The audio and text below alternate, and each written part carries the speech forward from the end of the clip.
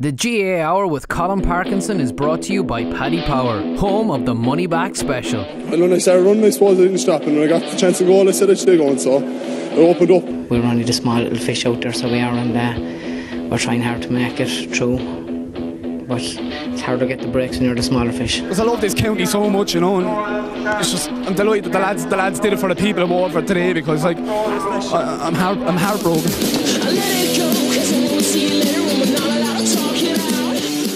Welcome along to the GAA Hour. This is the hurling show on a Monday with JJ and Damien here with me as usual. Hello to our viewers on YouTube as well. Now, I was going to start off this podcast banging on about the brilliance of hurling and the absolute brilliant game that was down in Thurles, and it was a brilliant game. I missed it. I only saw the highlights last night, and I started the football show lamenting the state of Gaelic football. We were in Croke Park yesterday watching Galway Kerry in an absolute disaster of a game, so dull and boring, and then we're getting word from Thurles that this is a classic, and we're trying to watch this on Twitter, and everybody's kind of word is filtering through. It was during the Kildare and Monaghan game, just before Galway and Kildare, and then I start football podcast saying that the attendances are way down in the football and people are losing interest in the product of football because it's so negative and there's too much hand passing and hurling's a much better spectacle, etc.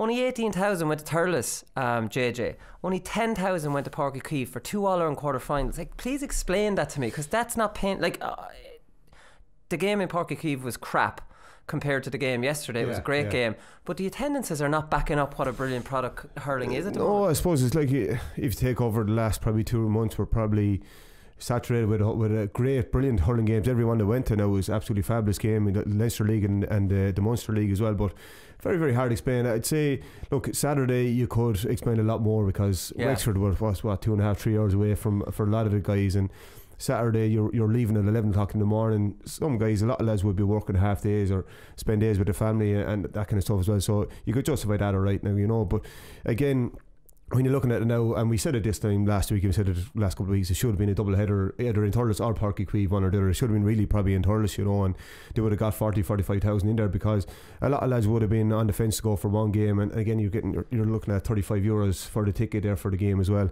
But if you had 2 games on there in Thurles, you can guarantee there would have been definitely 35,000-40,000 out there yesterday, like, you know what I mean. So they should have had the 2 of them on together. It would have made a lot more sense, and would have more sense for GA, but they thought they would sell out the both of them, and look, they didn't do it, you know, that kind of way. So it's it's kind of baffling now.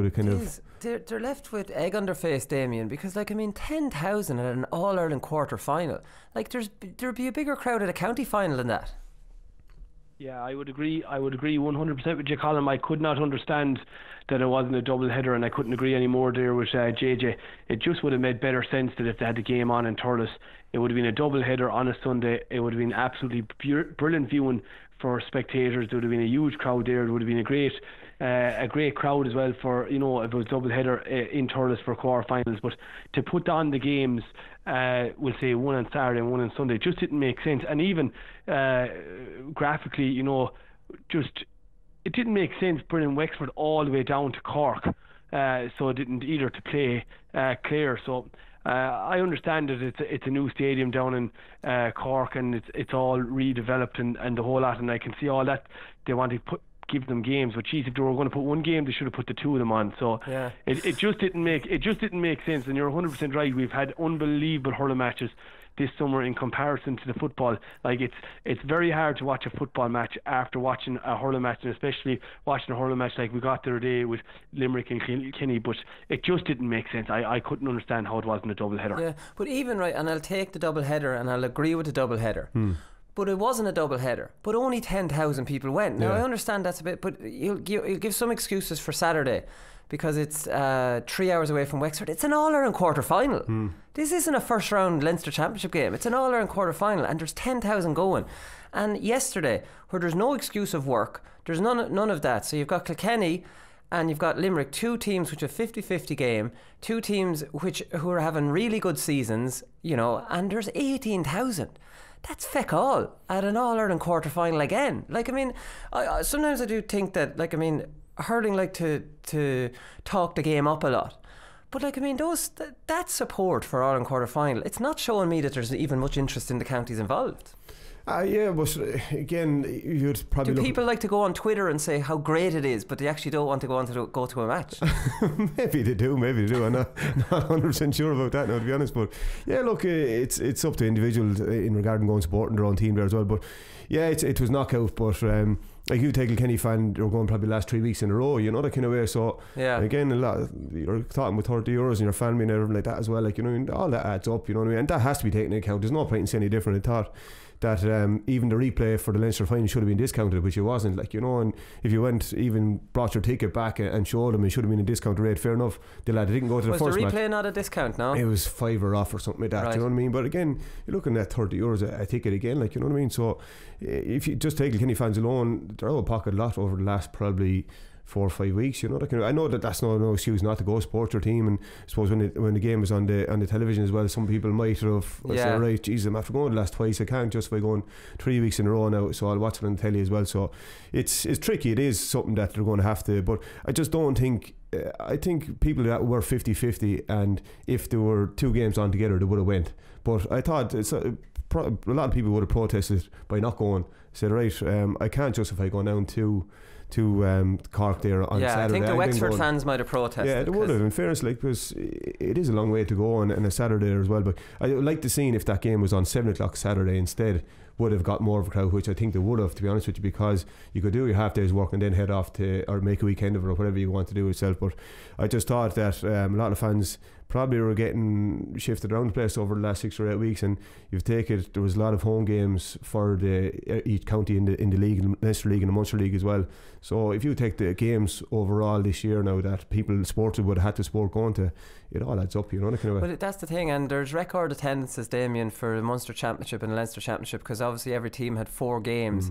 Like, I mean, is there a danger? I don't want to be negative about both leagues because they were so great, but is there a danger of oversaturation now that, and all are in quarter final, people are picking and choosing and saying, geez, well, I've been to 4 of the Leinster or Munster games, I might take this one off and we're into a semi-final, I'll bring the family to that because I can't afford to go to all of them. Like, should the GAA be reducing the prices now that there's so many more games and they're getting in so much more money? Yeah, well, I suppose you'd like to see the GAA definitely doing something for the family memberships, you know, especially for these type of games. But if they wanted to up the attendance on, we'll say, quarter-final games, and they thought there weren't going to be huge attendances, then they could and they should do something on ticket prices, especially for family membership. But what was interesting, Colin, was, right, last year it was a double header down in Cork Queeve. So it was, you know, with the 2 games, right, and with Wexford were playing Waterford, and Clare played Tip, yeah. And then this year, which we discussed as well on the show last year, we're saying, you know, wasn't it a great opportunity for, you know, teams to go down there and play in Cork Queeve and let it be the spot for the quarterfinals and let it be double headers and all that sort of stuff. And next thing this year, one game was down in Cork Queeve, and then the other game was down in Thurles, and like, as it was an awful journey for Wexford people to go all the way down to Cork Queeve, you know. And I personally had Clare tipped as well. I thought Clare would be too strong for Wexford, and I was proved right. But it just look at the match didn't make sense not to have them a double header. But you're on about the different crowds that are going to games. I suppose maybe it was because there's families or whatever, but I don't know why. But I'd say the reason why there was such a small crowd that went to Wexford was that or to Cork, with the Wexford people didn't travel. But it should have been a double header, and I'd say the GAA realise now that they made a huge mistake. But I'd say the whole reason why it wasn't a double header, we might never find out. This is probably all down to viewing on television. Yeah. They couldn't show the 2 matches, and I bet you when it comes down to it, it mightn't be said, but that's the main reason, down to television rights and down to couldn't put on the 2 hurling matches. Was there any football match on afterwards or anything like that? Yeah, you'd imagine that if they were both at the same venue, it would suit TVs, you know, even more. And there was only going to be 1 hurling game on, so I don't think that's much to do with the 2 football. They might have had to play. But was there a football match on after, we'll say, on television? There was after the Tyrone and Roscommon. Yeah, so this is what it's down to. So basically, the reason why it wasn't a double header was because they wanted to show one of the Super 8 matches, and that's what I reckon. But that would explain a double header on TV, but it could still be the double header at the actual ground. I'm not sure. Yeah, I understand, but then they wouldn't have got. But if they had the double header at the ground, that'd mean then, for example, the Kilkenny Limerick game might have been shown on TV, which that had been an awful mess up. Right, I get you. Well, because they would have to switch over to watch Tyrone playing Roscommon. Yeah, well, RTE had the Limerick Kilkenny and Sky had Tyrone Roscommon, so it could have been worked out. Look, the reason why I think they didn't put it in double header because they thought it'd sell out. Well, not sell out, but they thought to get 35,000 at each one. That's the reason why they didn't put on the double header, to be honest with you, because they took advantages. You know, Wexford are brilliant supporters. That was probably the only game in the last probably 3 or 4 years that they didn't support it. And I think they took advantage of that Wexford support, saying, right, we'll send them down to Cork there, they'll go anyway, they'll have brilliant supporters, they'll back them no matter what. Same story with Limerick. Limerick are an unbelievable support when they're going well as well, and they have had a brilliant Munster campaign already this year. So they said, right, we'll have a big following from Limerick, we'll have a big following from Wexford, that's why we'll put the two of them. We'll get 35,000 in each one of the matches, and we'll be happy enough. That's the reason they put it up. I'd say. I'd say so. Yeah, maybe that probably makes sense. What did you think of the pictures of the supporters being manhandled off the field? Did you see those? After I seen it. Very bizarre seeing old men like that. Very disappointing, really. More. That's the kind of thing that goes on in Croke Park, and we know Páirc Uí Chaoimh is like a mini Croke Park. Like you get away with that in Thurles, but like obviously security in Páirc Uí Chaoimh is just like Croke Park now, where it's just completely military. Yeah, but you see the scenes after the Kilkenny and Limerick match, all the Limerick fans were out in the field as well, and there was never any issue at any GAA matches anyway. No. I used to love when the actual crowd went on the field after the All-Ireland as well. I thought it was absolutely brilliant.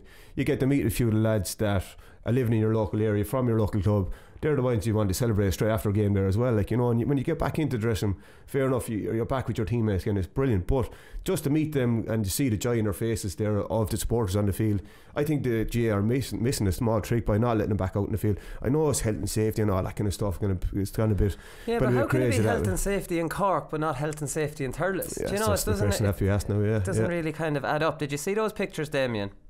Yeah, I seen them. There's one of them there on the Star newspaper, and it's gone over the top. That's just, and as I do say, common sense should always prevail, but they're just gone over the top. It's gone ridiculous at stages. Yeah, no, definitely. Did you read Davey Fitz's comments on Clare, lads? He had a nice dig at Clare after the game.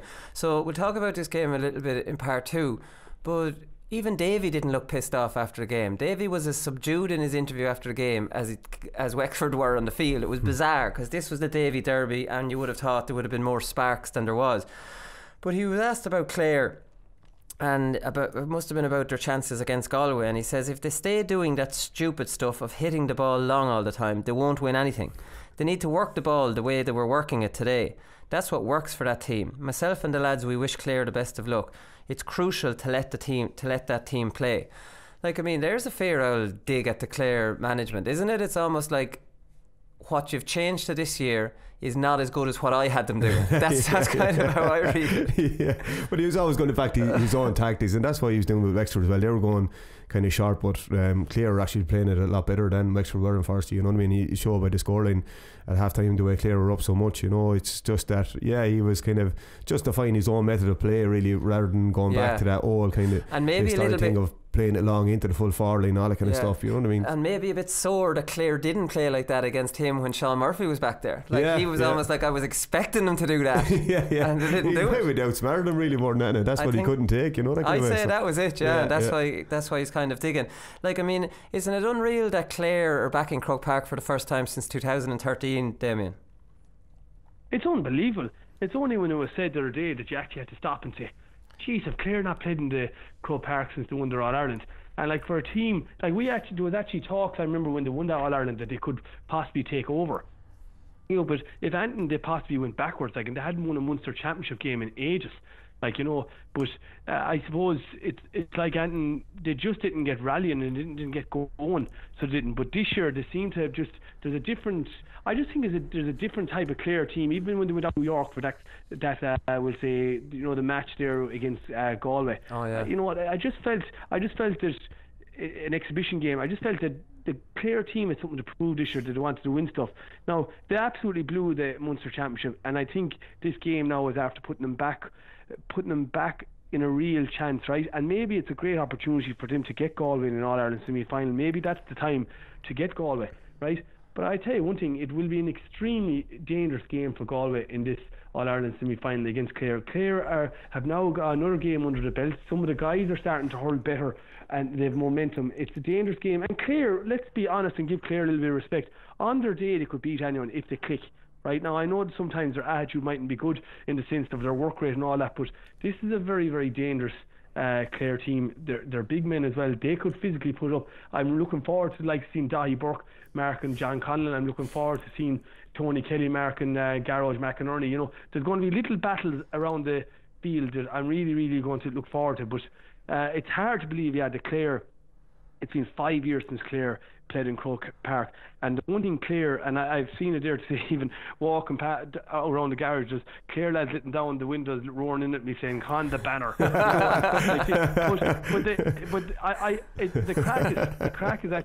The crack is starting, you know, and I tell you, Clare will love a rattle Galway, and it's a very, very dangerous game for Galway in the All-Ireland semi-final. But this Clare team is a very, very good team, and they have forwards. Yeah, I was delighted for Shane O'Donnell. Would you believe that? I was delighted for Shane O'Donnell yesterday, a player, or Saturday even in particular. He scored, was it 4 points he got from play, or if not 5, but I think it was 4, right? And it was like he was told by the management or whatever that you don't have to go for goals all day like we've been telling you in every other game. If you get an opportunity for taking the points, because every time I've seen Shane O'Donnell over the last couple of years, he used to drop the head, drop the shoulder and try and make a goal. Where the last day he was actually taking his points, and I said this on the show as well, he could score 4 or 5 points in every game because he's able to get his hands on the ball. But I just one particular player I was actually delighted for. I was delighted for him because he got 4 points from play, and it was like he was allowed to take points. He's such a team player as well. So I know, just to give him a mention. Yeah, no, exactly. Well, you've stolen your thunder for performance of the weekend, anyways, because Shane O'Donnell's in that. But that's kind of Clare touched on. The big story of the whole weekend was Limerick, though. They ended a 44-year wait to beat Kilkenny.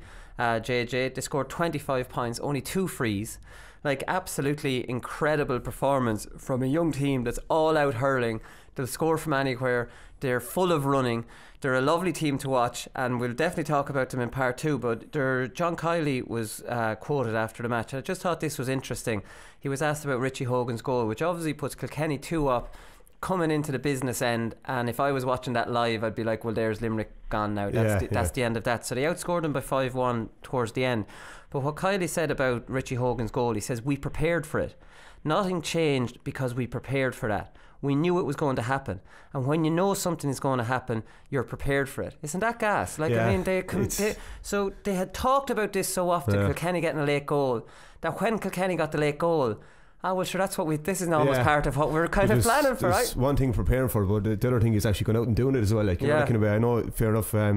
Actually, during the game, you get a goal like that, it could shock you near the end, and then the game could be gone before you realise, Jesus, no, we're a bit here now. But in fairness to him, Tom Morrissey grabbed the next ball and scored a point straight away, settled the team straight away. It was a huge score in the thing. If Kilkenny had just broke that back, stopped him catching the ball, and even getting up the field, even put the ball out, put it dead, put it wide, doesn't make a difference. Don't let them score straight away. But they got to score back straight away, so it's only a 2 point scored in from Richie Hogan, so it was a huge thing. But it shows maturity of this team there as well, that every team has a game that you can actually focus on, and you can say, right, Jesus, no, we're here now, we're actually made it, we're at the top table here now. So this game there last Sunday could have been that game for this Limerick team as well. Remember we played Cork in the 0-6 final. They had a running game, we came in savage underdogs, we won that, but the confidence we got off that was unbelievable. We went on a run for a few years after that as well. So if they can focus and channel their energies in the right way, this game could be absolutely huge for Limerick as well. But they kind of have to get the hype under control, get back on the horse, get back training again, which the management team has seemed to have done very, very well as well. And the players, look, if you look at them players, used to win the minors, used to win under 21s, used to win, a lot of them are on the Fitzgibbon UL team there as well, that are challenging them for titles. And the Piercy lads are there for the bit of just there to kind of settle the whole thing coming on the last few minutes as well. See, 2 guys came on Casey was very good. Yeah, it's a case. Shane Dowling done a lot of work there as well when he came on too. Now, in fairness to me, but they know that they can actually finish out games, and they believe in what they do, and they believe in their own ability as well, which is huge. But that comes from winning. That comes from winning minors under 21s, Fitzgibbons county finals, getting to All-Ireland club finals there as well. So there's a lot of experience for a young team. There's a lot of experience in that particular Limerick outfit there as well. Yeah, no, there is, and definitely have that winning mentality. Just on the prepared for it, Damien, have you ever gone to that level of preparation where you almost, as a team, you're almost visualising conceding a goal at the end, and maybe you discuss who the next puck out goes to? And has it gone that tactical that these fellas are doing run-throughs in training of potentially getting that late goal and how they react to it? Well, I'd have to be honest and say no. I have never been a part of a setup. No, me neither. Has been like that, right? Like, and there's no point. But yeah, I have been a part of setups where you're trying, this is what we'll do if a ball goes out for a line ball at this corner, we'll take a fast one, or or if we get a free at this, at this distance out, we all pack, for example, if there was a long range free between the full back line, the half back line, all the three inside forwards come into the 6-yard box and crowd around each other, but that the ball is going down to the right hand side, so some lad makes run out into space, right? I've been a part of all them little setups where you're trying to just get a little bit of gains on your opposition like this, but no, I've never been a part of a setup that said they're going to get a goal, and if they get it into the match, this is what we're going to do, and the next puck out is going to go down here and all that. Like, if Limerick are at that sort of stuff, then their setup must be absolutely incredible. And I have to say one thing, fair play to Limerick yesterday. They absolutely drove into Kilkenny. I know Kilkenny had a lot of wides and all that, but to say they scored, I think it was the last 5 scores of the game to win the match, and even Tom Morrissey's point at the end, that long solo run, that was unbelievable stuff. Like, and then to get the strike in and everything under pressure. But fair play to Limerick, and I tell you one thing, do you know what? It's going to be 2 great semi-finals. I think it's going to be 2 great semi-finals in Croke Park, Cork versus Limerick and Clare versus Galway, and I'm really looking forward to it. Yeah, they're on a Saturday and Sunday as well. Yeah. The way you're turning out to support your teams, you'd nearly want to put the semis on a double header as well, lads. But just to finish up, JJ, you won't be happy to see there's 3 Munster teams and a Connacht team in a Leinster team. A Leinster team, yeah, an adopted Leinster team. But it's very hard to argue now that the Munster Championship has been really, really strong. Yeah. And 3 of them have powered their way into the yeah, and you take the other 2 teams who are in the semi-final last year, say Waterford and Tipperary, so it's very, very evenly balanced down there as well. But it just goes to show when you get on the run, you get a bit of confidence going, what you actually can do as well. But and just interesting to see from now on, this is business end of things. Cork back in Croke Park as well. They were a great Munster campaign last year as well.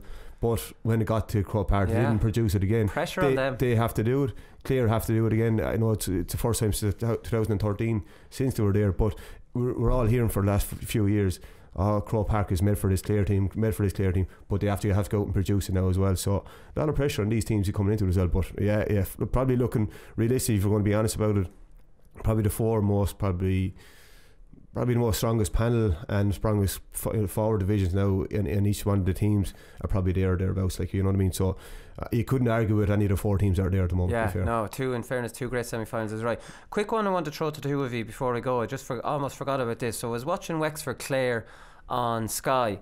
I think someone in the commentary team made a comment, someone broke their hurl, and it says you don't see hurleys broken as much anymore. That was on RT now. Was that on? Yeah, Clare? Wexford and Clare were on RT. Oh, it was on RT or whatever. It was on RT is right. Yeah, but whoever's in the commentary said it was Roscommon and Tyrone I was watching on Sky. Sorry, but he says you don't see hurls broken as much anymore. I didn't know. Is that a thing? I just heard this was just a throwaway comment, and I must ask the lads that because I didn't really. And then I was thinking, geez, I haven't really seen hurls being shattered too much this year.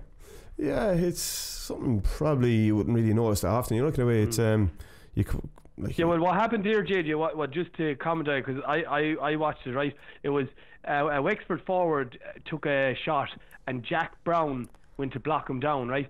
And the hurl broke in the air. Oh, from blocking him, so is it? It was actually the ball that broke. It was actually the ball that broke the ash, the hurley. Oh, was it? So, it was, yeah. That's what it wasn't actually hurley to hurley. So I think that's what Marty Morrissey, he was doing the commentary, and Marty Morrissey, he didn't refer to it, but he said that you don't see much that hurl breaking, but that's actually what happened in that piece of play.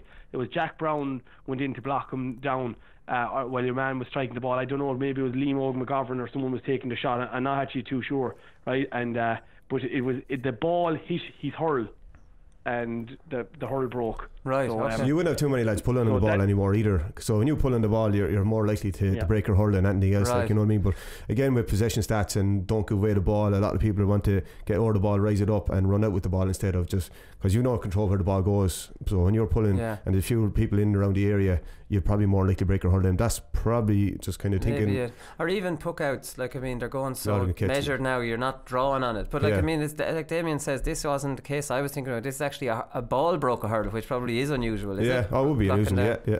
Okay, right. Well, listen, thanks for clearing that one up for me, lads. It's been on my mind all weekend. It's been on my mind all weekend. Right, we'll come back and talk about the matches.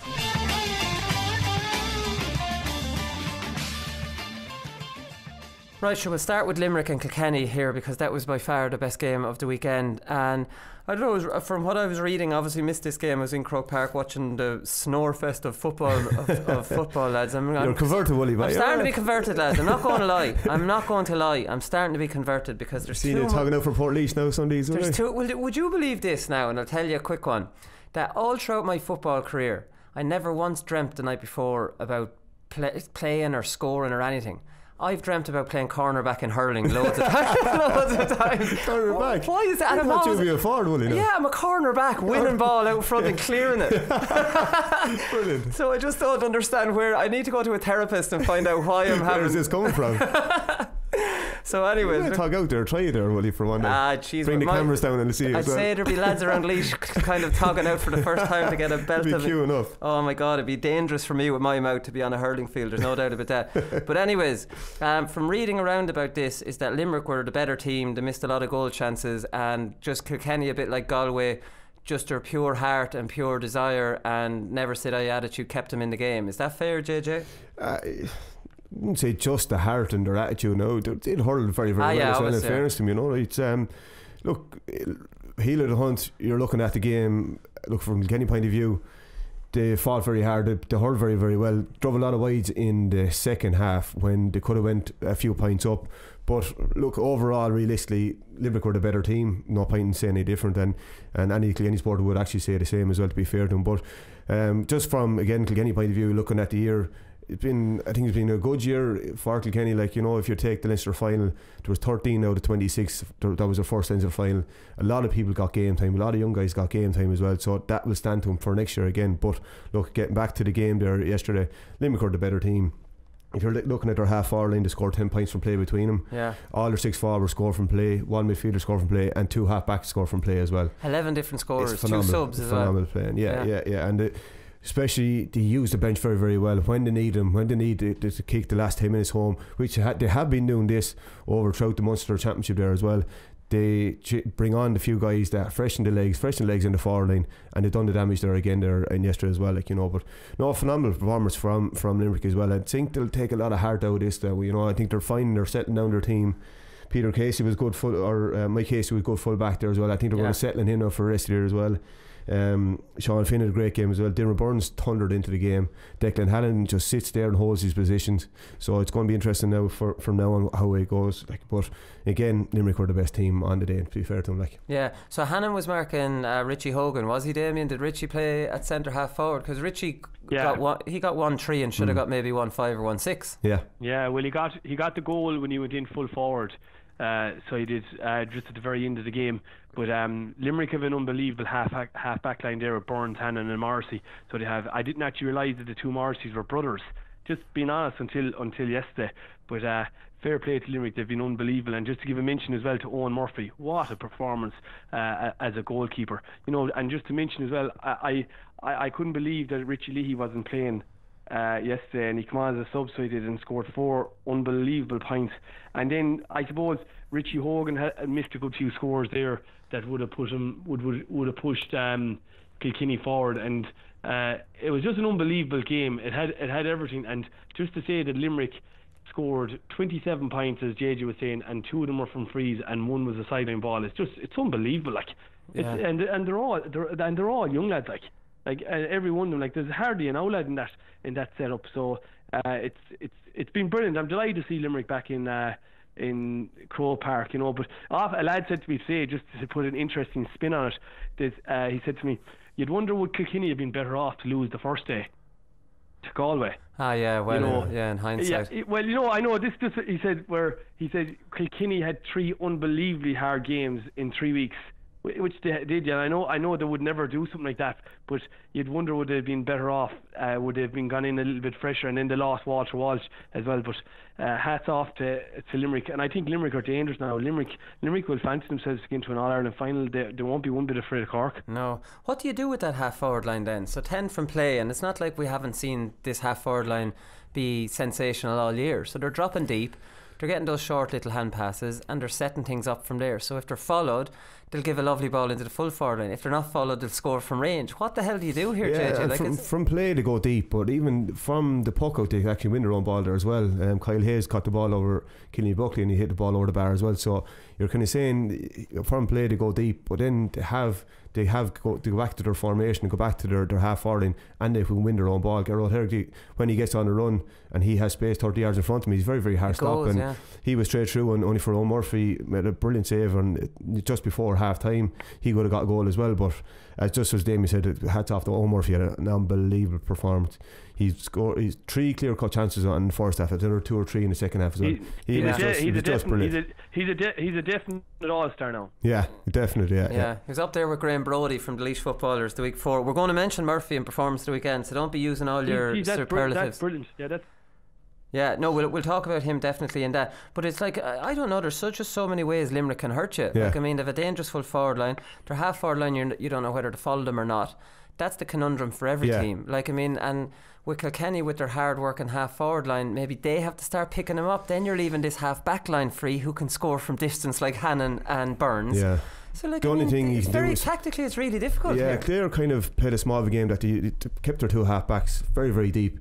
So you either go with them or you go very, very, just say 10 yards in front of your full forward line. I know it's tricky enough now. If you go 10 yards in full forward line, the ball breaks and your man gets the ball, but you're going to have to kind of concede that as much as possible. And if you can score from 60 yards, probably let them score. Right, you know, that kind of so way. leave their half back line free. Yeah, leave the half back line and have a percentage of shots, and maybe if you're getting Dean Burns, let Marcy take shots at the other side. He mightn't be as accurate as Dean Burns there as well. So, but Clare kind of stepped back and they kind of knew what was going to happen. But then that was in a tight field there in Ennis there as well. Yeah. You go up to Crow Park, it's going to be very, very hard to do as well. But it is a conundrum from a lot of teams at what they're going to do with this Limerick forward line, because if you give them space, they will do damage. So it's going to be intriguing to see how you stop these guys now, you know, because, and then when they are free to hit quality ball, it's always a crossfield ball, always a 2 of the forwards advantage there as well. Graham McCarthy had the ball, it was on the outside of him, and then he's marking Paul Murphy, and Paul thought he was going to go right, flicked it back inside there and took it on and scored a couple of points there as well. So they have it everywhere. Aaron Gillan is very, very good in the air as well. He caught the ball over Paddy Deegan, and he could have got a goal on for Murphy again. So they have it both ways. There's not one way this Limerick forward line have to play. They can mix it up. But again, they give the ball into the advantage of a forward 80% of the time. But if they're caught out the field and they have to lump it in high, they can have ball winners in there as well. So it's great for a backline to have that. You don't have to hit that perfect ball all the time. Like, you know, you can mix that up. We talked earlier on the year, because first time I saw Limerick properly was against Galway up in Salt Hill, Damien, when they beat Galway that day, and I just thought the ball they gave in and Flanagan's movement, and like, I mean, they've been consistent right throughout the year, and they have the stamp of Kinnerk, who's a very well regarded coach, all over them, the way they move and the way they give ball to the advantage of the forward and the major disadvantage of a defender. Oh, they speak very highly of Kinnerk, so they do down here in Clare, so they do. And I don't know whether you ever knew the story or heard the story, but do you ever remember that famous meeting that time with the Clare hurlers in 2013, that they all arrived at Davey's house and they had a meeting with them? Yeah, with the biscuits and the my waddy arm. Basically, the rumour was that the players asked for Kinnerk to be given more of a coaching role and let him do more of the drills. And that is one of the strong rumours about that year, and basically that's what happened, and Clare went on and won in All-Ireland, and now Kinnerk is with Limerick, and you can see he's heavily involved in the sideline, so he is with John Kiley, you know, and he has his say, and he's going in and he's telling players what to do, and he's telling them whatever, and he's regarded as top class trainer stroke coach, whichever you want to call it. But yeah, he's all into organisation, he's all into, planning and that sort of stuff. And the Limerick team are absolutely flying. As you said, the first time we really seen them was against Galway down in Pearse Stadium, when they had an absolutely brilliant win. They brought them up to Division 1 in the hurling, and it meant so much to them, and that Limerick team actually would have been disappointed they didn't get to the Munster final, which is probably what has spurred them on now. And next thing they got a chance to beat Kilkenny, which they hadn't beaten in, was it 50 years or 44 whatever years. it is, 44 years, in a long stint. So and let's tell you, they're a big team as well, this Limerick team. Some people are comparing them very alike Galway, but they're big men and they're all young lads, and they're tough and they're physical, and it was gas. Kylie says they've all been playing with each other since they're 14 years of age, which was interesting. And there's no one in Pearse Clare making the team, so there's not. And they got to the Club All Ireland, as we know. So Mike Casey's in Pearse, is he? Is Mike Casey the fullback? Well, yeah, Peter Case, isn't he? Yeah, but it's only just to say they're absolutely flying it. And as I said, Cork have to get themselves right, because they're after having a 2-week stint, 3-week stint free. So it'll be interesting to see what's going to happen, but it'll be 2 brilliant semi-finals. Yeah, and all the pressure's on Cork and that one. That's going to be a good one to preview. But it was interesting when Kylie was asked about the response to Richie Hogan's goal. So obviously they won the rest of the game 5-1. I think he was asked about whether this is the makings of the team or whatever, and he went, we've been showing that character all year. We went up to Salt Hill in a must-win game and got out of Division 2. We went down to 14 men in Páirc Uí Chaoimh against Cork and got a draw. You know what I mean? He said this team has been showing character right throughout the whole. We went and beat Tipperary, in the first game. So this isn't just a one-off for Limerick showing character. Like this Limerick team seems to have a real bit of steel about them. Yeah, just looking from the outside in, I'd say they took a lot of heart out of that Galway victory up there in Salt Hill, because I'd say you see there are a lot of players who reference that as well, the manager will reference as well, so it's good to have a big win in Salt Hill there as well. That draw down in Páirc Uí Chaoimh is huge, and now I'd say from now on they'll be talking about this Kilkenny victory as well. So them 3 things are kind of stepping stones all the way through to the end goal is winning the All Ireland. But you have to have the stepping stones, little personal goals all the way on the way, and that's going to give the guys huge confidence just to show the players themselves that we're going the right direction. There's plenty more in us. There's huge competition for places here as well. And we'll just drive this on for the next month and a half and see where it goes. It's a free shot for this Limerick team now from now on. It's free. They're so young, so coming through. They have to learn from it. Again, the only issue is that I'd be worried about is the hype that will be around Limerick over the next few weeks. If they can curtail that hype, which they have up to now, they'll be in a serious contenders. That's the thing, because Clare came out of where Limerick are nearly now in 2013, and no one was tipping them going into a semi-final, Damien. So it's not like this isn't. And the one thing about it, Colin, is they now have a momentum. That's what they have. They're after beating Kilkenny. That's a huge feather in their hat, so it is, right? And they now have momentum going into this Cork game. And as I say, Limerick are a dangerous team at the moment, and they'll after beating Kilkenny in that game, that will have to bring on huge confidence. And what you said there about the Limerick manager, what he was saying there, that they've been doing it the whole time, John Kiley, about they've done it up in Galway about showing character. They've done it against with 14 men. That's exactly what he's saying inside in the dressing room. And that's given all them young players confidence, and he'll be driving them on, and they have a great little back room set up there, and as I said, Limerick are going to be dangerous, and they're flying it, and they have momentum, and that game is after bringing confidence.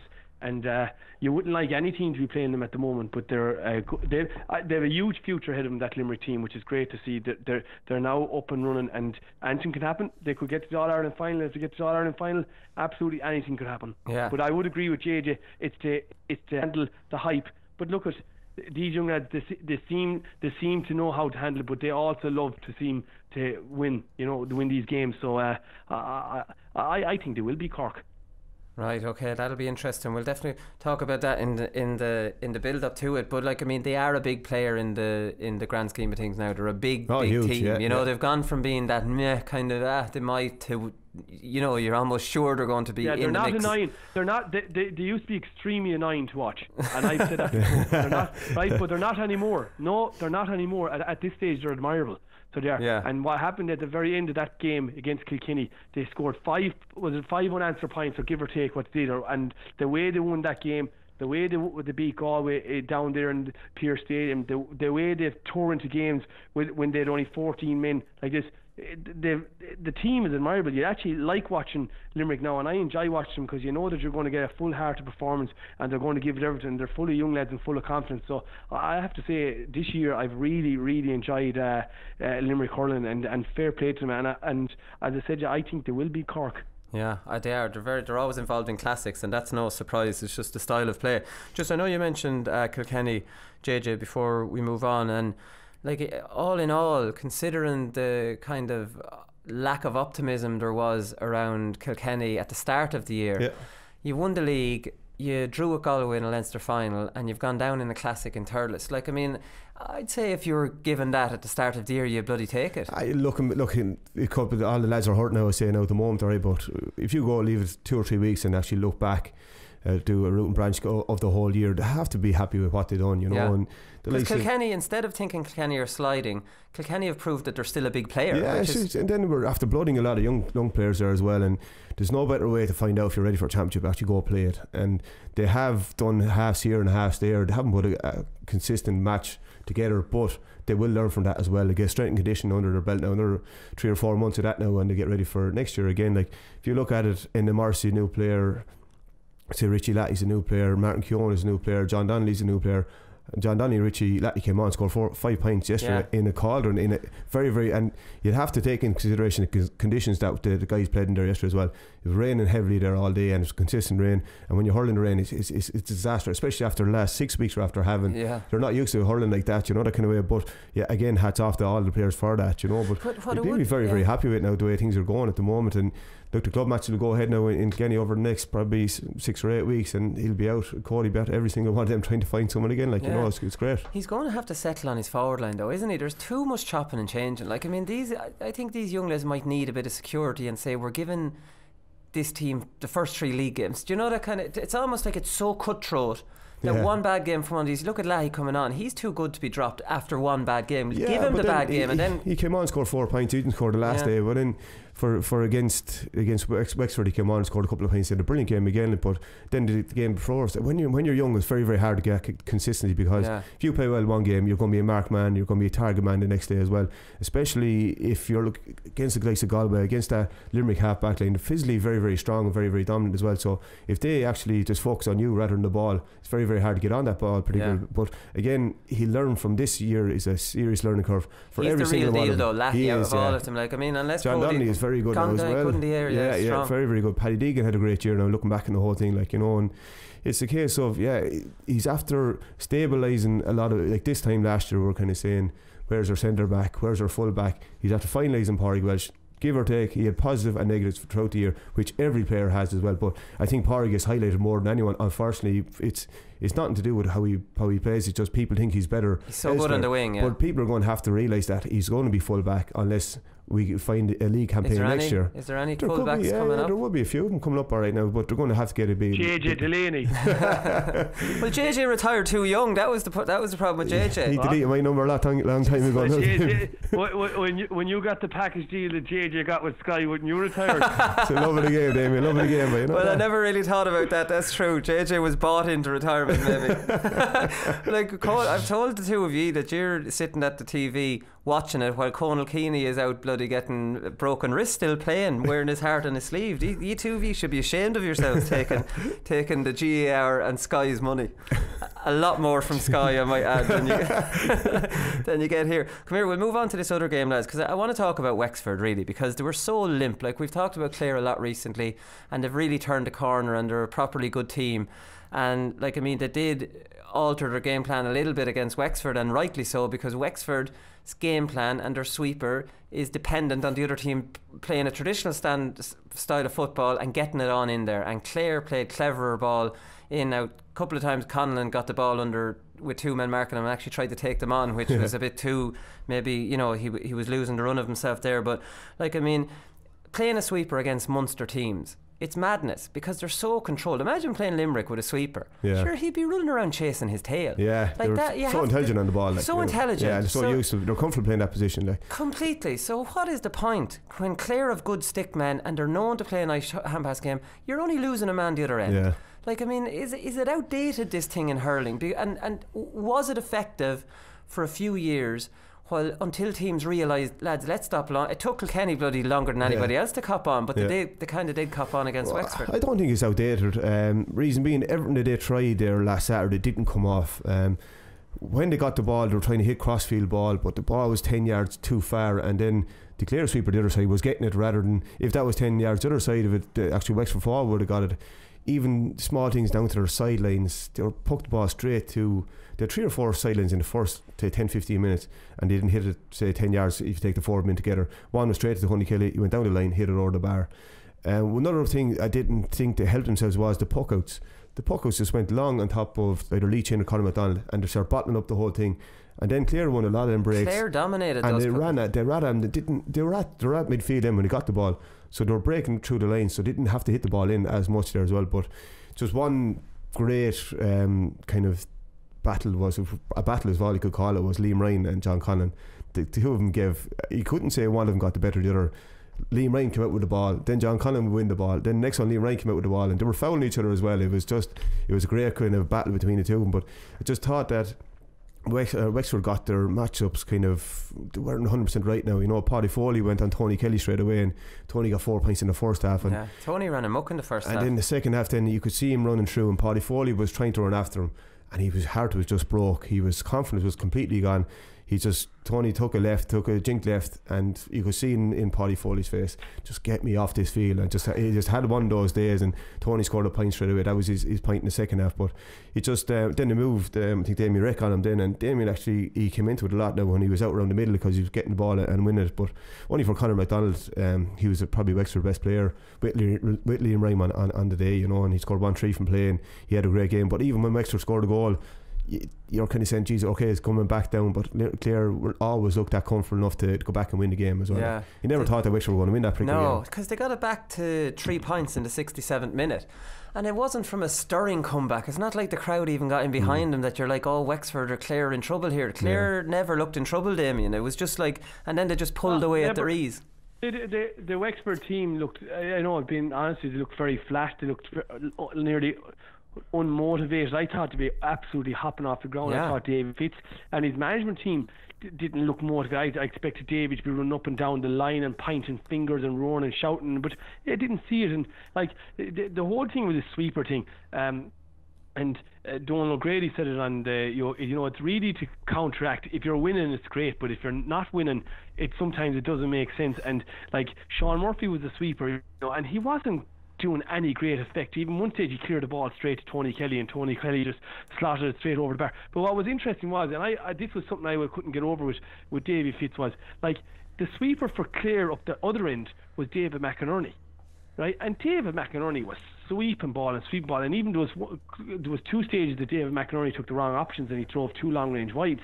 But like they were never in trouble, and after I'd say it was about maybe 14 or 15 minutes, the score was 7 points to 3 in favour of Clare. And like in my opinion, the game was over at that stage. It really was. It was nearly like Davey Fitz had to, on Wexford, they had to basically come up with another game plan or readjust things or alter something. But they stuck with the same thing, and like Clare were way ahead. And until McDonald got the goal, he brought it back a little bit. But yeah, being straight, I watched the game. I could never see Clare losing that game anyway in the least. But like as I said, they left David McInerney as the sweeper up the Clare end, and like he was so comfortable on the ball. It was incredible. But Wexford, okay, a lot of their players didn't play well, and they didn't get to the standards and the height that they could have. But I thought they'd be hopping off the ground. I thought they'd be a lot more motivated. Even on the line, I thought Davey Fitz would be a lot more motivated. But maybe they were burnt out, or maybe they knew it was into the road. But it was a very disappointing game. It was nearly, to an extent, it was nearly like a challenge match at times. Yeah, and with the crowd wouldn't kind of help to that as well. So that's 2 years in a row they've gone out with a whimper in the All-Ireland quarter-final, and you look at how much effort they put into the league, JJ. Now I know, like, I mean, you put in a lot of effort, but you didn't. I suppose back then you didn't have a Leinster league. You know, maybe that's just an that's extra thing for them. Everyone as well. Yeah, you know what I mean. He can't hit the league as hard as he did next year. Yeah, then Limerick kind of had. I know they were in Division 1B, but they had a great run. Like, and you see the confidence they got from beating Galway alone, coming up and put it up against Tipperary, who were unlucky to lose that league semi-final as well. So but again, they would have had 3 handy ones probably, where Wexford would have Yeah, I mean, tough games. But I suppose you have to look at your panel and see how long they're on the road and how hard you're actually training. But that young Limerick team, I'd say they were just buzzing and they couldn't wait for play match on match. But yeah, you're going back to the sweeper thing. Like Clare probably scored around 18 points from play from that forward division, and you're playing against the sweeper and scoring 18 points. Like, your which tactic is going to win that one? No, that didn't work that day. No, to be fair, like, you know what I mean. The only thing the sweeper does, and the same thing happened in last year's Inter final with Galway and Wexford. I think the sweeper, his main role is not to concede goals. Yeah, maybe that's it. Well, they didn't concede a goal the last day. Maybe that's. Like, Clare scored 27 points, and last year in the Leinster final, Galway didn't score a goal against them. And okay, the likes of Murphy is meant to be setting up moves and all that, but there's no point having a sweeper at one end of the field if the sweeper at the opposite end of the field is doing an awful amount of damage. Even last year's Leinster final between Galway and Wexford, the sweeper was Aidan Hart, and he was getting ball and bombing out 100 miles an hour with a solo run and hitting a route run down to Conor Cooney or whatever. But I just think the sweeper system, the main advantage I can see with it is that it doesn't allow you to score goals. But what we didn't see this year, what we did this time last year was Dee O'Keefe. What did Dee O'Keefe score in the championship there last year? He hasn't had a good championship. No, but he was up scoring and he was drifting up the field, and he was actually fair enough to play with the sweeper, but when he went up there was 6 forwards, but he wasn't being picked up because he was going late up the wings. But I think a lot of people copped onto that kind of tactic this year, and whoever was marking Dee O'Keefe said, right, yeah, you're wing forward, but when he goes, you have to go with him. You can't let him go on his own because he's too accurate. Like, he scored a point there the other day as well. We actually commented on that. Jimmer Cahill Mannion was running up and down the line with him for the whole Wexford game. Yeah, that's obviously an interesting. It's a tactic that the other teams are going trying to counteract against Dee O'Keefe. Maybe O'Keefe was the sweeper and just tell him to run it when he gets it. You know, I often think if you're playing a sweeper, you should play like Cork did in 04 and 05, because you'll have that extra man coming across the hand the whole way up the field.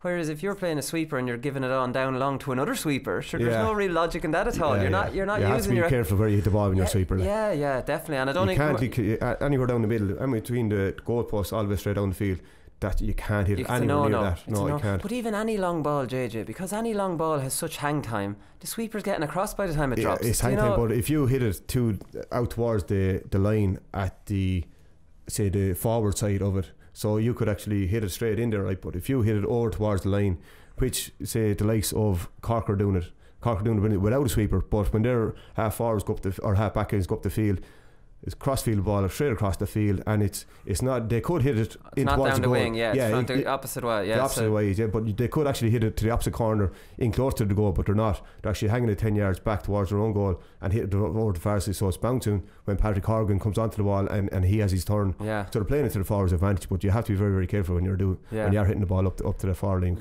There's nothing worse than even spectators alone. They don't understand the sweeper system, and then you hit the ball up and they get the ball and then they hit the spare man straight away and comes back down. You hear the groans in the crowd there as well, like, you know. So exactly. Lee Chin, just to finish up, is almost mirroring Wexford's season there. Like, I mean, Damien, during the league he was absolutely flying it. Nobody could stay near him, but he's given up his job and he's a professional athlete, and maybe he was just on a different level fitness wise than everybody else, because he's another one who hasn't really sparked in the championship.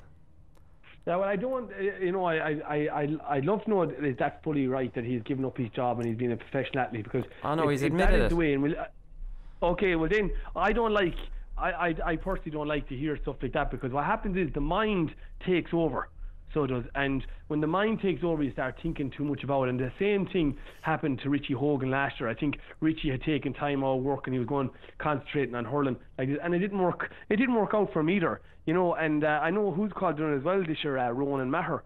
He took a year out of work as well, and he was just concentrating on hurling as well. Like, sometimes you can have too much time, Colin, and the mind is a strange thing, and idle mind, you're overthinking things and you're overanalyzing, where if you're busy you can be working, and you have another outlet, which is basically what I'm saying. So Lee Chin was flying it early in the year, and the man is in super shape. There's absolutely no one going to deny it, but in the championship I think he would have been, he would have, look at his own high standards, I think he was touch and go there for an All-Star last year. It was this year, by his own high standards, I suppose he'd have been a little bit disappointed in the way things went. He scored a pint the last day, so he did, and he tried to get himself going, you know, to get the Wexford lad going, but just the last day, I don't think Wexford were going to get going. And maybe, as you said, it's an indication of Clare's season. Maybe they just trained way too hard, so they did earlier in the season, and then when it came to the business in the season, that there was nothing left in the legs. So once again, it's all about planning. It's all about peaking at the right time, and maybe Wexford got it wrong, but yeah, it didn't work out for Lee Chin this year, so it didn't. And he's their talisman. That's the problem. Like, he kind of he's their leader. He's their leader, and I suppose once your leader isn't motoring, sometimes it's hard for him to start driving lads on, and getting the best out of them. So yeah, but you're absolutely right. Damien's absolutely right, JJ, with sitting around at home idle. Like, I mean,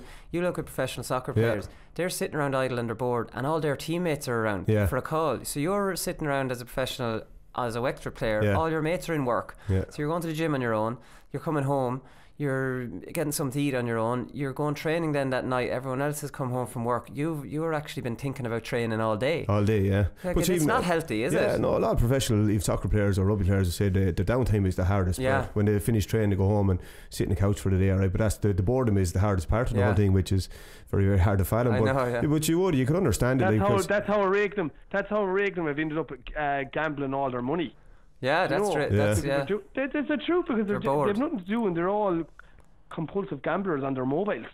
Yeah, no, that's true. No, like, I mean, there's no doubt all that idle downtime is not ideal. No, it's not ideal. Your mind is racing, and then you can think about things too much there as well. And when you are working there as well, it's a great distraction. You know what I mean? You can concentrate on something else, and then you can give enough time as you want to the hurling there as well. But it's a case of it's probably too much time in his hands. And the only problem is now, when you see with Lee as well, they move him around everywhere. He's midfield, he's centre forward, he's wing forward, he's full forward. When they need him to win a puck out, he goes out wing forward. When they need him to get a goal, he goes in full forward. I think they're going to have to settle on position for him.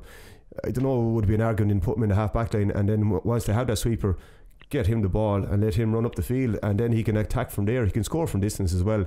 Maybe a move they should look at there as well, because they have the freedom there, because the sweeper can just go up and mark his man, and he can go up the field as much as possible there as well, because he's just a lot whenever they're in trouble, he's kind of like a firefighter up the half forward line or full forward line. Where they're in trouble, he goes in and try and does a job for the team. Conor McDonald's chopped and changed. Sure, he's wing forward, he's centre forward, he's full forward. There's an awful lot of that kind of messing going on with Davey. I wonder if you're not in a game, you're constantly just being chopped around. You can't get any flow to your game. You can't get settled either, you know what I mean? And then you're kind of move left, right and centre as well, and then you're kind of saying, right, I'm moving for the right reasons here, or geez, I fancy marking him over here, I'd rather stay over there. I was doing grand there. Now I'm chasing O'Keefe or something. You're chasing whoever the half-back on the other team is. That's the problem. It's not ideal. Right, listen lads, that we've done enough there. We'll be back with Paddy Power performance of the weekend.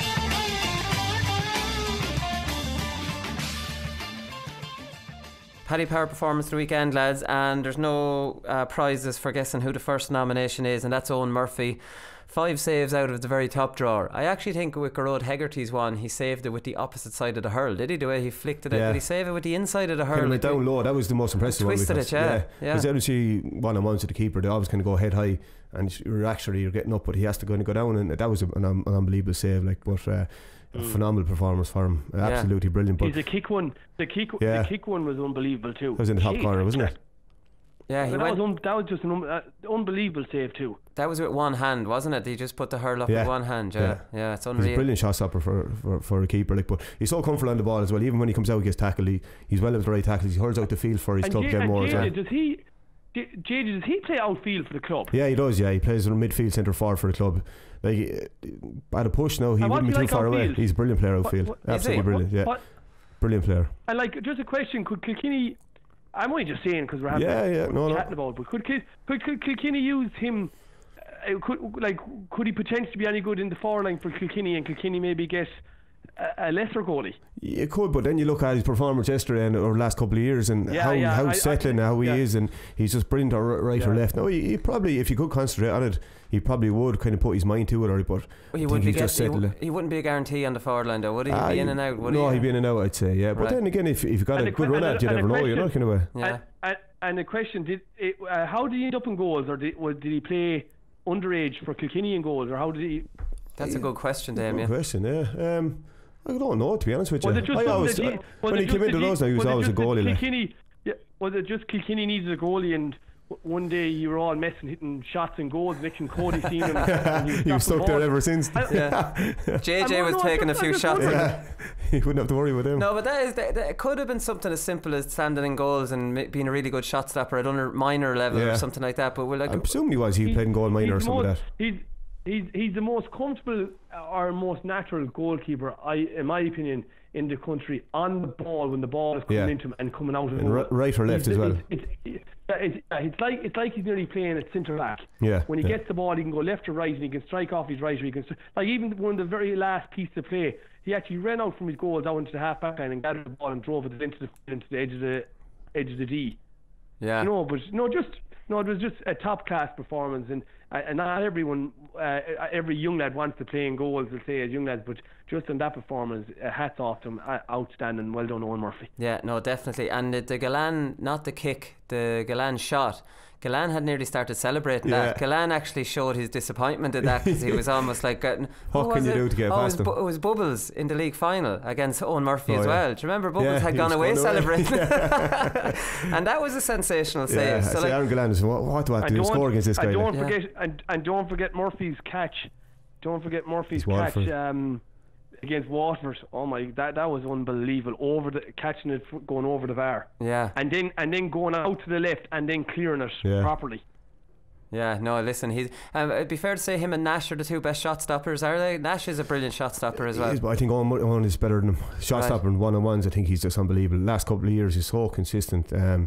I think he can go right or left, I think Owen Murphy will be a better shot stopper than him. Right, okay, so 5 saves. Realistically, Colm, he only actually, in my opinion, made one mistake in this year's championship, and that was with Johnny Glenn's shot in the replay Leinster final, where he would have been disappointed with himself for not stopping it. He scored 5 points from the championship this year. Yeah, to say that you made one mistake in a championship, and as you said, score 5 points in championship hurling, it's a phenomenal performance and a phenomenal year for him. Yeah, there's no doubt about that. Right, Tom Morrissey, lads. First time I saw Tom Morrissey properly was it the league quarter final against Clare, and he missed an awful lot of bloody chances from play, and then he lined up for the 45 competition, and I remember tweeting, this lad has no hope of getting this. and then he put it over. See, I wouldn't have known much about Morrissey, I wouldn't be following underage hurling, but at the same time he sticks over the 45, and then I think it's the next game he takes over the free taking duties. So I says, I've got this Tom Morrissey all wrong. He actually is accurate. He just must have been having a terrible day, because he looked like he couldn't score. I'd say he must be top scorer from play for Limerick this year. He's averaging 3 to 4 points a game. He's absolutely phenomenal. What I liked about him was when Limerick against Cork inside the Munster Championship, Aaron Glan's only after getting sent off, and they had around 10 minutes to go to half time. When the Cork lads came out with the ball, he turned them over, got the ball and stuck it over the bar. It was just, Limerick had to get to half time, it's still in the game, and scores like that now will stand out for me now. He's just phenomenal form. It doesn't look the most natural, but geez, how effective is that guy? He's absolutely phenomenal. Yeah, he has an unusual style, doesn't he, Damien? Kind of upright or something. He does, and the yellow Cooper helmet on him then as well, but he's an unbelievable style. He's a very, very hard worker, so and he does get on the ball, and he does get opportunities for scores. But like JJ was on about that point, but geez, the 26th point of the game yesterday, the one that was, I don't care, like he looked like when he was running out to the ball, that it was like that he was out of puff, that he couldn't go anymore, and next thing, all of a sudden he seen that James Maher was after him, and he upped to another gear. It was like he was after throwing it into third gear to go off again, and he stayed solo up into where he thought he could in the shooting range, and then he jinxed to the right and stuck it over. It was an unbelievable score. It was a score to say we're not going to lose this game, and I know the final score was a free or whatever it was, but geez, that was a top class score. The two Morrissey brothers were outstanding yesterday, absolutely outstanding. Fair play to them. Yeah, the engine on him as well. Like, I mean, I suppose to run down the sideline with a fella chasing you at that stage, and like, who was it chasing him? Maher, Fogarty, James Maher. James Maher. He just couldn't catch him. Couldn't catch him, and he's running solo in it, which obviously you wouldn't be able to run as freely. Like, I mean, he's got a serious engine. But Limerick seem to have serious engines, don't they? But the finishing game is very, very strong now as well. They even go back through the last few games they did play, like they're finishing it very, very strong as well, and that's where the bench comes into play there as well. Can you see the likes of Peter Case, these guys in, you can get the ball in, you don't have to be perfect ball into them either, because fresh legs as well. And I'd say when you're one of the full backline for Kilkenny, you see these lads coming on, they're flying, absolutely flying around the place as well. So no, they have a great kind of great starting 6 forwards, but they still have 2 or 3 options come on. Seamus Flanagan was brilliant up to this. He was stuck off. Peter Casey came on and got 2 points for him. Like, you know, they always have options there as well. It doesn't have to be the same guy took off all the time. So Liam McCarthy had a great game, and Aaron Gillan had a great game there as well. He got himself back on the starting team there as well. Yeah, the two corner forwards for Limerick scored 6 points from play. And then if you want to bring in the likes of Casey, he scored another 2 points from play, so he did. And then you had Flanagan that got a pint. So you had actually nearly 10 points from play from the inside line. Yesterday, like that's unbelievable return. Like 10 points from half hour line as well. Like bloody hell, 20. Jeez, they're unreal. They're just like Damien says. They're an admirable team, aren't they? Enjoy watching them. Enjoy watching them. Shane O'Donnell, I'll throw to you, JJ, because Damien's been calling out on the show here for a long time for him to take his scores and take his points. And I don't know, like, I mean, I think he was lucky even to keep his place for that game after his Munster final performance, because it was terrible. He never got a look in. Now Conlon got all the ball, but it's like if Shane O'Donnell isn't there as the initial ball winner, what the hell is he doing there? Because he's not scoring enough from play. So he really needed this performance. He did, yeah, and he produced it as well. Now he had a fabulous game. You know, Shane, I think he'll always start because he's a brilliant worker. He's hook and block, and he's brilliant. He's a cornerback's absolute nightmare, and the manager would actually love it. He keeps the ball in there, and he does a lot of work as well. And he's very unselfish, because he makes a lot of Tony Kelly score for example, or even John Conlon. He'd always lay off the ball to them. Probably he does a bit too much. He gave a lovely pass. Jimmy gave a lovely pass to Tony Kelly down the wing there. And just he's been doing that for years. But that was just a lovely piece of play. Yeah, I'd say Tony Kelly does love him now. He loves him. He gets the ball into him, and then he just goes again because he knows he's going to get it back. You know. So, but I was very, very happy for him, because he put the performance. He was putting performances in, but he wasn't getting the scores. As a corner forward, look, you're going to be judged on scores really more than anything as well. It doesn't make a difference what hooks or blocks you do when you're a corner forward. You have to put on scoreboard. He done the hooks and blocks, but then he done the assist and he got on the scoreboard as well. Brilliant game for him. Yeah, and Damien, there were good scores too. Like there was a couple from the sideline. Like I mean, there were proper scores. It also looked like as well, Colm, that he played a stint of the game in the second half out wing forward. You know, maybe he wasn't actually brought wing forward. Maybe he just happened to be out there, but he was getting himself on the ball. He got 4 points from play, so he did. And as I said, I was just delighted for him, because I've noticed since he got all these goals in the All-Ireland final, which is 5 years ago now, it's nearly a case that every time Shane O'Donnell gets the ball, he has to drop the head and go for goals. And that's why I was saying, if he could take on the man and pull the handbrake and swivel back and throw over the bar, that he'd be a different player, and he would be bringing a different element to his game, and he could finish up with 4 and 5 points a game. And I tell you, he's after getting 4 points there now, right? And he's that will give him unbelievable confidence, right? And it'll make him feel good about himself, right? And he's coming into a real rich vein of form now going into the Galway game. So now he's going up playing in Croke Park, where we all know what game he had in Croke Park the last time was a 3-2 he scored from play. So now he's going up to Croke Park, and the inside full forward line for Clare will cause Galway lots of problems. So he's coming into and you have to remember Conor McGrath is also an option to come off the bench. So really, I suppose the Clare management had a choice of whether it was going to be Shane O'Donnell or Conor McGrath, and they went with Shane O'Donnell. So, and maybe it might only been just on the regard of work rate, but I think Shane O'Donnell is a good player. But sometimes, and it just happened to me, sometimes you can be too much of a team player, where you're always willing to give the pass, and there's other lads that won't give, and sometimes you just get peed off, and lads could be roaring for the ball, and it's true, you just get peed, and sometimes you just take your shot, and next thing you can either turn around and give your man the 2 fingers up and go, look, don't do the pass to me. But and I'm being serious, because that stuff does happen, and just I'd say maybe to an extent Shane O'Donnell might be just sick of it. He got taken off in the Munster final. He's trying to be the complete team player, trying to do the right options every time. There's other lads shooting over their shoulders and stuff like that, and maybe he's getting a little bit selfish, and if he is, I'll say fair play to him. Yeah, exactly. Right, Darragh O'Donovan is the other one, lads.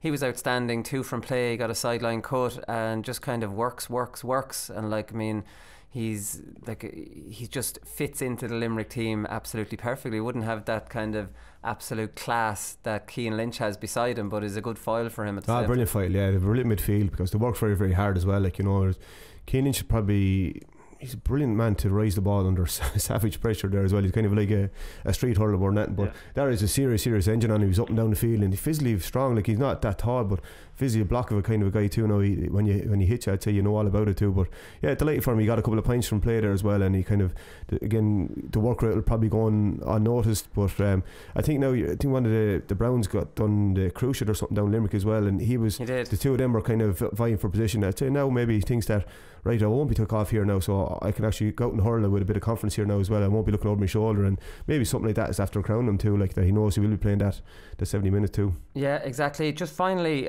Richie Hogan has to get a mention. JJ, Babs Keaton would like him though because he wears a glove. He's no good in Babs' eyes then, isn't he? No? We talked.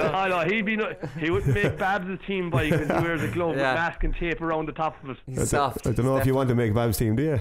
He's definitely soft if he's wearing a glove.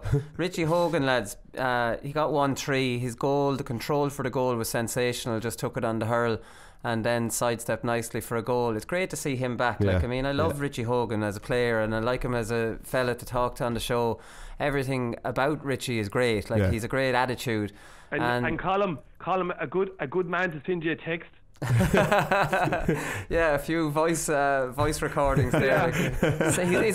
You might be expecting a few more of them. He's a great man to sing a song. I was expecting one maybe last night after a few pints maybe or something like that. But it's great to see him back. Play him centre forward, get him fit, and Kilkenny are definitely purring, if you excuse the cheap pun there. But no, he's vital to any team more than that. For a small man, he's brilliant in the air as well. He's seen him go up in 2 or 3 Olympic lads, caught the ball over him as well. He's phenomenal player, right or left. But like Hoggy, he throws it up there and just seems to generate power. Throws it away from the. It's impossible block. It's almost impossible. No, you never see him block down. The only chance you have is hooking him. You're never going to block him down. Yeah. JJ, just a question. What was wrong with him? What injury had he? He's back. His back used to spasm regularly as well, and then before the championship, I think he pulled his hamstring there. He got the back right, and then he pulled the hamstring. He didn't play. We played a club game there back in April, and he didn't even play that because I think the hamstring was pulled. So that kind of negated any kind of training he'd done before that into the championship. Is that what he was rehabbing and sorting out for the whole winter in league? Yeah, he's back. So just is he 100% right now? He must be. I don't know the ins and outs of him now, to be honest. I'd say he's been training consistently over the last while anyway. Yeah, well, that's brilliant. So hopefully he'll be fit for next year's championship. Yeah, it's great for him. He deserves a break, for what the hardship he went through over the last probably 9 or 10 months. You know that kind of way. So fair play to him. Any other lad now would have gave up now, and Leicester man would have stopped and kind of accepted his lot, you know what I mean. It's not the case he didn't win that neither, you know what I mean. So he had the motivation to stay going, and he kept his head down and said working hard down, fairness to him. Exactly right. So we did a poll on Sports Joe for Player of the Weekend and Paddy Power Performance of the Weekend, and Darragh Donovan got 11% in 4th place, Shane O'Donnell 13% in 3rd place, Tom Morrissey in 2nd place with 35%, but the winner with 41% is Owen Murphy. I can veto that, but why would you veto Owen Murphy's performance? Sensational save. So Owen, congratulations, you're getting a pair of Paddy Power boxers. We'll get your details off you and we'll send them out to your house. Right, lads, that's all we've time for. We're going to do a podcast on Wednesday. There's no shows to preview. We're going to have Conal Keeney in the studio, so we'll release that then, and we'll be back then again the following Thursday for All-Ireland semi-final preview show. Right, go on, good luck.